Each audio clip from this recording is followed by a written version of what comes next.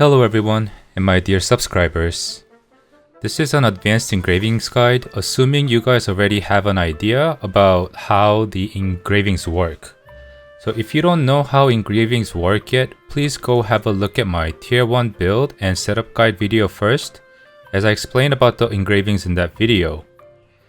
This video aims to teach you how to calculate the nodes of the engravings and at the same time give you a little heads up on the tier 3 content and prepare you for Argos, which is said to be released in about a month, which means sometime in March or April of 2022. So I'm going to use my Berserker alt as an example. I'm not actually going to buy the accessories, but I will be able to show you how much the accessories cost and etc. Also, I'm going to use this little Excel sheet I made to do 2 simulations. One on tier 1 engravings and one on tier 3 engravings. Tier 1 demonstration to show you how this works, and then tier 3 demonstration to talk a little deep about how the market works on these accessories using KR as a reference. So if you have a look at this sheet here, this isn't some hardcore programmer type of shit, it's just a simple Excel sheet. In Korea, we actually have a website where if you type in the engravings you want, it searches an in-game auction house on current listings, and it will give you the cheapest accessories to make that build you want, and I'm sure eventually someone in the West will come up with that, but until then, you will be stuck with this. Anyways, let's start with tier 1. So, in tier 1, we get up to blue books, which gives you 6 nodes, right? And you can equip the same one twice or equip 2 different ones for a total of 12 nodes.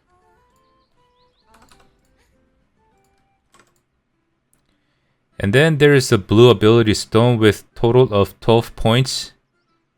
But that's just not going to happen, so let's get real and say you get like a 4-3 stone. That's 7 nodes. And do note that the ability stones don't have the class engraving nodes on them. Moving over, you can get accessories from the weekly abyssal dungeon with very generous possible 2 nodes of the class engravings. So there are 5 parts to the accessories, so that's 10 possible nodes. In total, that's 29 possible points. However, it's very unlikely that you will get all 10 valid nodes from the accessories, so let's say you get lucky and get 3 parts with the class engraving you want to use, and say you get 5 nodes. 2, 2, 1. Would you want to use an accessory with 1 node of grudge? Would you equip that accessory to activate that level 1 grudge?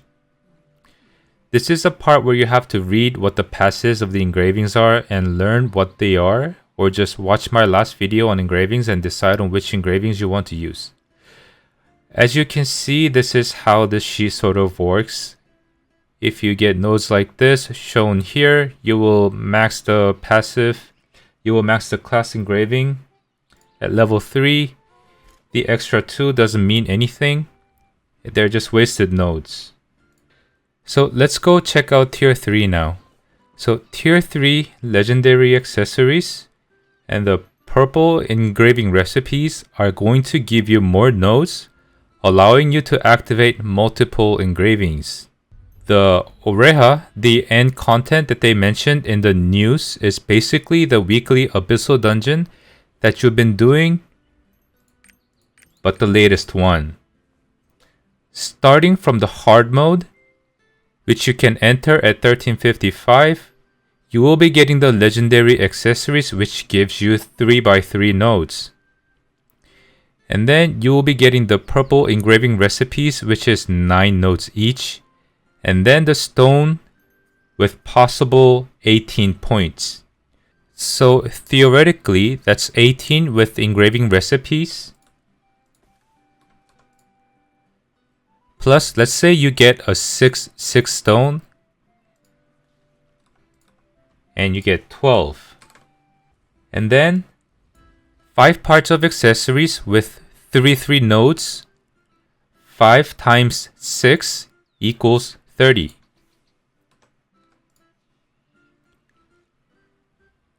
With these conditions, you can get 60 engraving nodes in total, meaning you can activate 4 level 3 engravings, right? 60 divided by 15 is 4. Now, this engraving setup will prepare you for the Argos. Remember the one I mentioned at the very beginning of the video, which you will be entering when you reach 1370 for phase 1 of the raid. I'm going to use KR as an example and tell you how Korea prepared the engravings for Argos raid. Simply put, Korea used 3 level 3 DPS engravings for Argos. So you might have to start making use of the auction house starting from this point on once you reach 1355 and until you reach 1370 for Argos. Moving on, let's get back to the Excel sheet. I will explain the maxed out way and then I will also show you the cheaper 3x3 engravings the affordable way. So you will be able to get 4 level 3 engravings if you have 2 9 nodes for the 2 separate engravings, and then the 6 stone, and then all 3x3 accessories sort of like this.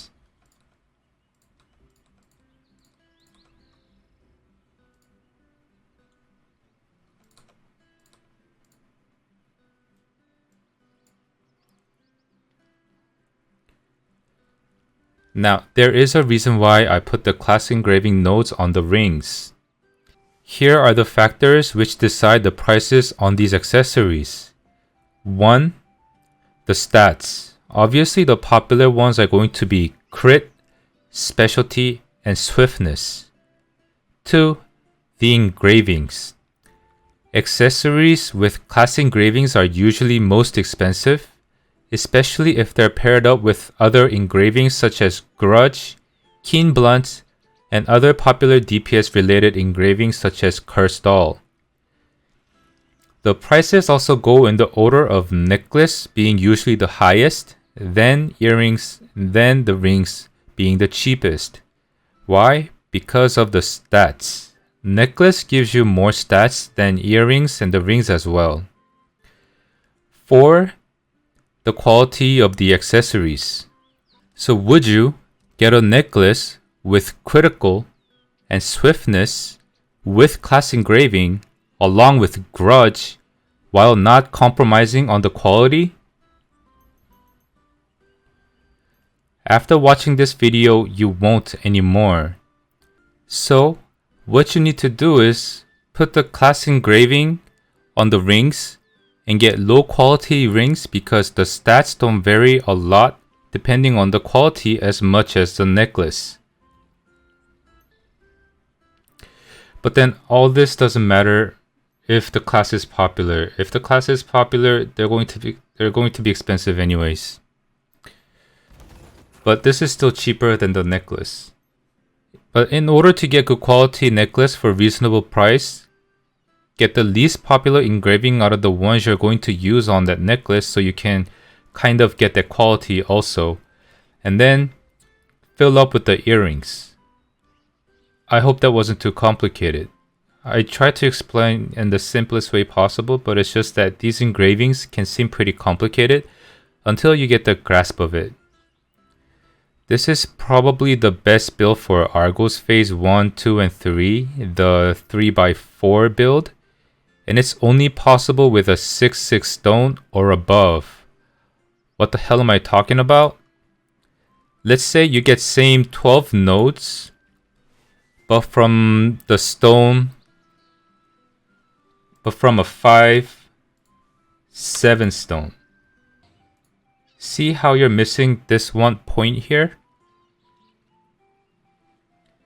That's because these engravings work in odd and even numbers, and depending on what kind of stone you cut, you're either gonna miss 1 point, or go extra on 1 point, and stuff like that. Now, let's look at the affordable way. The one you're gonna go, probably. This is going to give you 3x3 engravings. 3x3, I mean 3 level 3 engravings. And maybe another level 1 or 2 depending on your choice. This is one of the ways of how KR users will set up the orange accessories temporarily.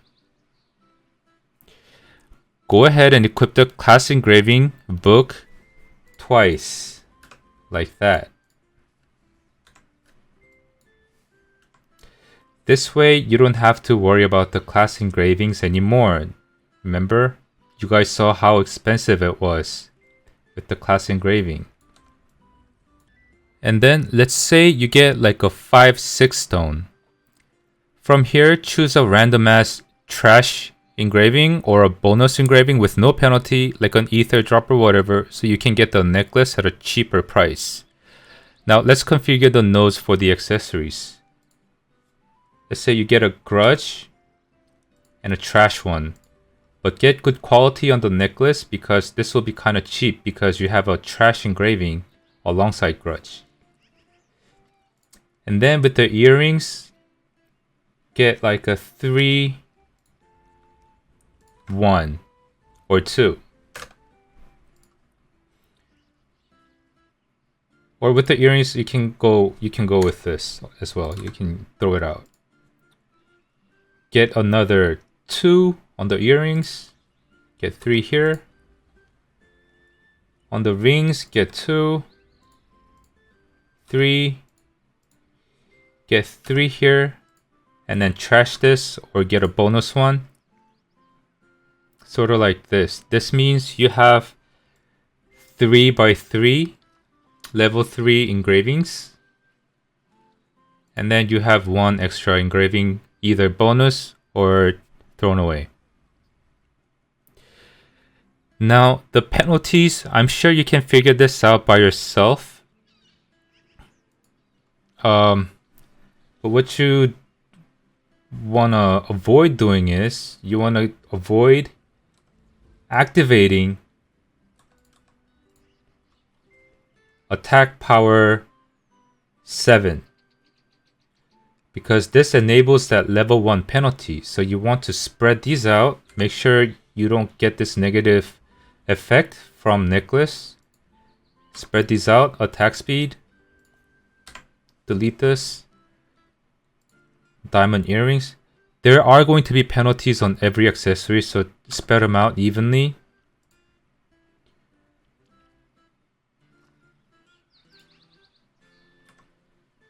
One, two, sort of like this. So you don't activate any of these penalties. I mean, you already have grudge and you're taking 20% more damage, right? And you don't want to be taking more damage from the defense penalty. Before I finish my video, I'm going to tell you how making a mistake buying these accessories can cost you gold and money. Number 1 common mistake, buying the accessories with same names. So you cannot equip the same titled earrings or rings. You have to equip different titled rings. Number 2 mistake, buying the accessory that's going to give you penalty. Remember how I talked about the penalty? Why you're losing out on gold when you make these mistakes? There are 2 reasons. These accessories have number of trades available. This one has 3, this one has 3, this one has 2. The prices will go down along with number of trades available, so if you bought a wrong accessory with wrong penalty or something, and then have to trade it back, you will most likely have to list it for a cheaper price. Also, I don't know if this is going to be the case for the West as well, but in KR, they have a gold sync incentive you have to pay in order to buy the accessories from auction house, and they are called Phaons. These Phaons in Korea right now are 850 blue crystals for 100 of them.